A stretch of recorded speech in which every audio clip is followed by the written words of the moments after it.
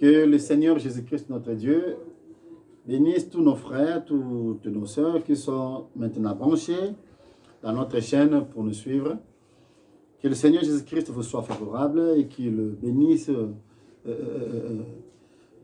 tout frère qui est branché, tous les amoureux de la parole. Nous, c'est le docteur José Lowa Ibongania de l'Assemblée de Sénégal Kinshasa Lima, mais en mission à l'est de la RDC, dans le cadre de notre programme d'élargissement, notre programme au sein de notre cadre Orion la Grande Lumière. Nous avons prévu des émissions que nous allons commencer à faire pour diffuser nos enseignements, soit à la télé, soit dans les réseaux sociaux, juste pour édifier les saints qui sont dispersés partout. Pourquoi? Puisque l'homme de Dieu Paul, le frère Paul nous exhorte que chacun de nous mette au service des autres la grâce qu'il a reçue du Seigneur. Et nous, de notre côté, comme la grâce que nous avons reçue, c'est l'enseignement, nous allons faire un effort.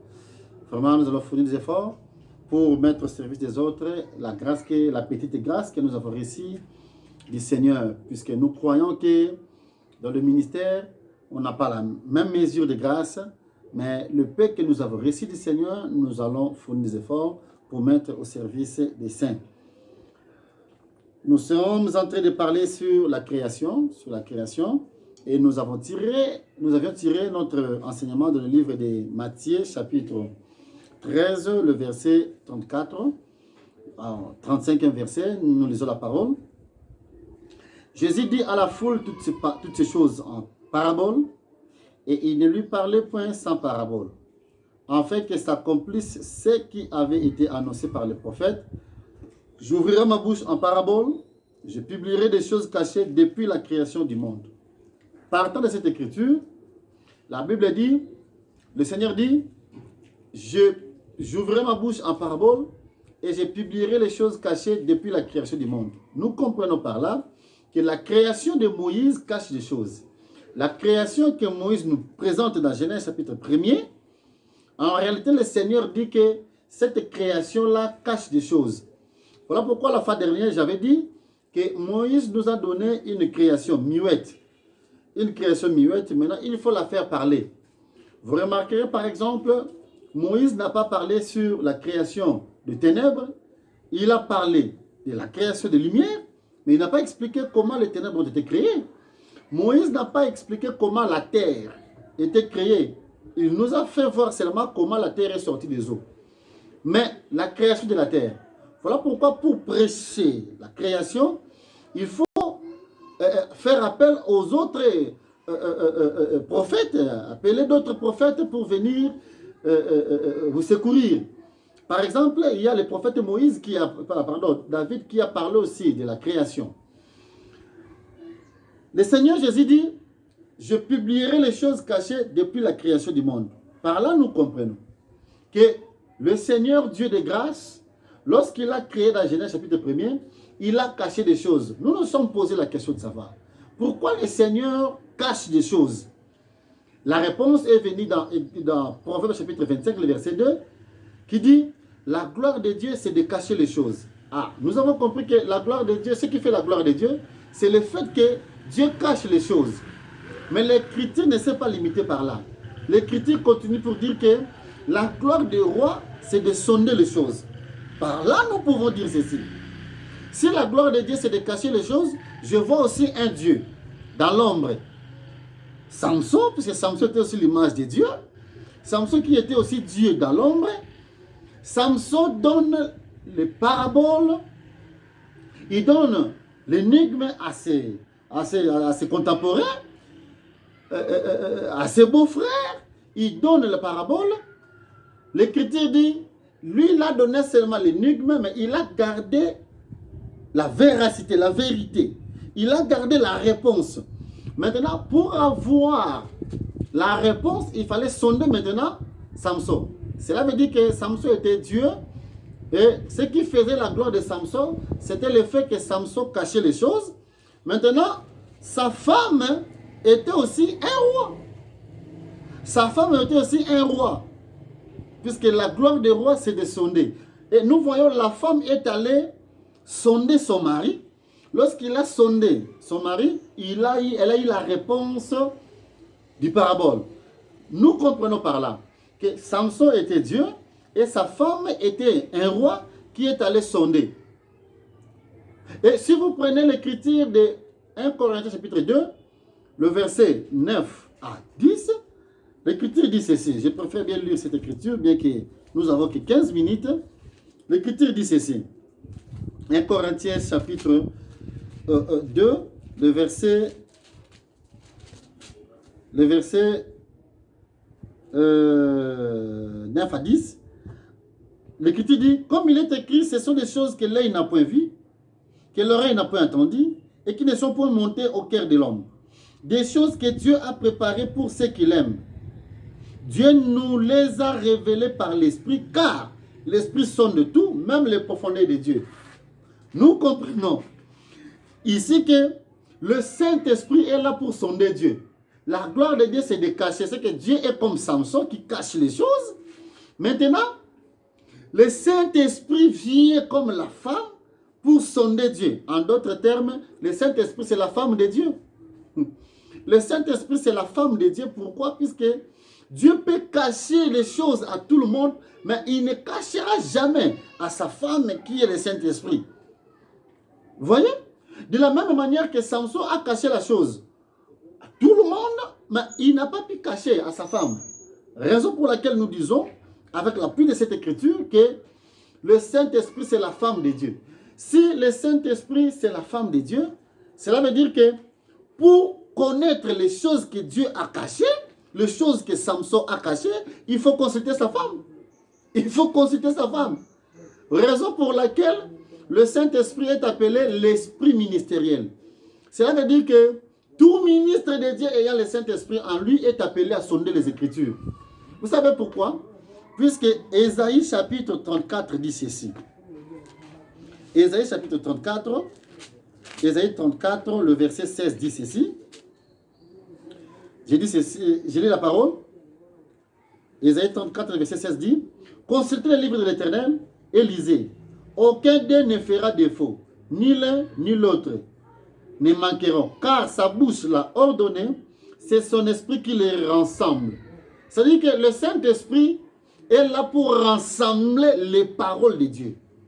Le Saint-Esprit est là pour rassembler les paroles de Dieu. Oh, les paroles de Dieu, ce sont les Écritures. Ce sont les Écritures. En d'autres termes, le Seigneur a écrit la Bible d'une manière désordonnée. Mais le Saint-Esprit vient juste pour rassembler les Écritures. Pour dire que le ministère a été donné pour rassembler les Écritures. En d'autres termes encore, un ministre de Dieu, c'est un rassembleur des Écritures. Un ministre de Dieu est là pour rassembler les Écritures afin d'apporter la lumière au peuple de Dieu. C'est tellement merveilleux. Le ministère a été donné pour rassembler. Voilà pourquoi il est tellement important qu'un ministre de Dieu soit rempli de Saint-Esprit. Qu'un enfant de Dieu soit rempli de Saint-Esprit. Pourquoi? Puisque c'est le Saint-Esprit qui amène la compréhension. C'est le Saint-Esprit qui sonde même la profondeur de Dieu. Nous croyons que dans les Écritures, il y a les profondeurs. Dans les Écritures, il y a les profondeurs. Comme dans les Écritures, il y a les profondeurs. Alors, pour comprendre les profondeurs, il faut avoir le Saint-Esprit. Pourquoi? Puisque c'est le Saint-Esprit qui sonde même les profondeurs de Dieu. Que le Seigneur Jésus-Christ vous bénisse. Voilà pourquoi nous avions dit ceci.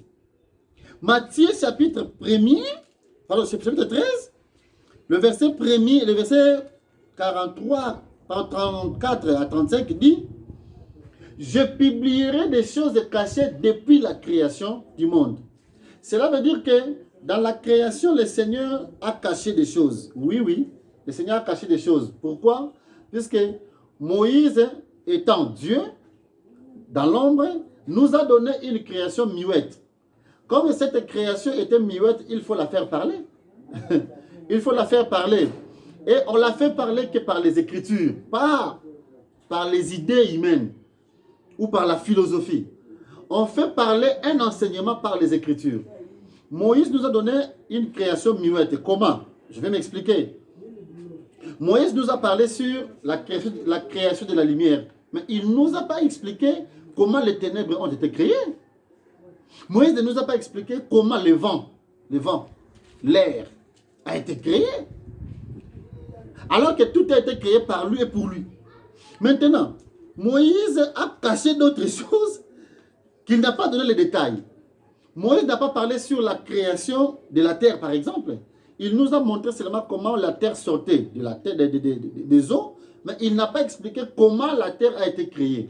Voilà pourquoi, pour avoir la lumière sur toutes ces choses, il faut rassembler les Écritures, il faut rassembler d'autres prophètes.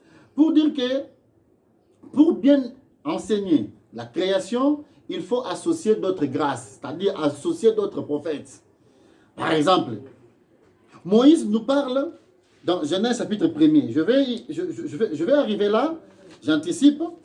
Moïse nous parle dans Genèse chapitre 1er, le verset 2, il dit « L'Esprit de Dieu se mouvait au-dessus des eaux ».